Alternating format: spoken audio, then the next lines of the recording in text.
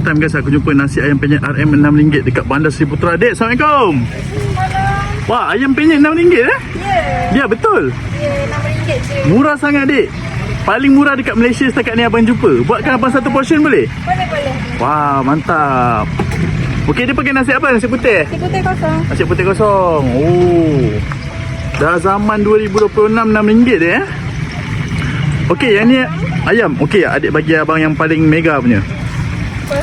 Apa boleh? Wow, ayam penyet RM6 guys. Tahu dengan tempe pun ada eh. Abang ingat awak kurangkan portion? Tak eh? Ada kubis. Kubis. Kita tak goreng, biasa je. Biasa je. Okey lah. Yang ni resipi daripada mana ni, Dek? Indonesia lah. Indonesia lah. Okey, sambal dia pakai sambal apa ni? Sambal cili biasa. Pekat sambal dia.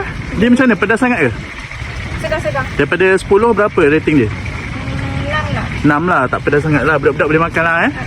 Okey. So, sambal abang dah siap dah? Dah? Alright. Macam ni RM6 eh? Oh, sup pun dapat? Ada sup. Wow. Terbaik kan? Adik buka sini setiap hari apa? Setiap hari kecuali Selasa. Pukul berapa?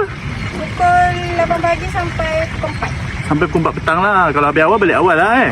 Nasi ayam penyet RM6. Gerun tak gerun? Gerun, Dek, kalau macam ni. Abang makan dulu eh. Okay. Terima kasih. Sama. Kita jual. Okey. Nasi ayam penyet RM6 guys. Bandar Seri Putra. Gerun tak gerun?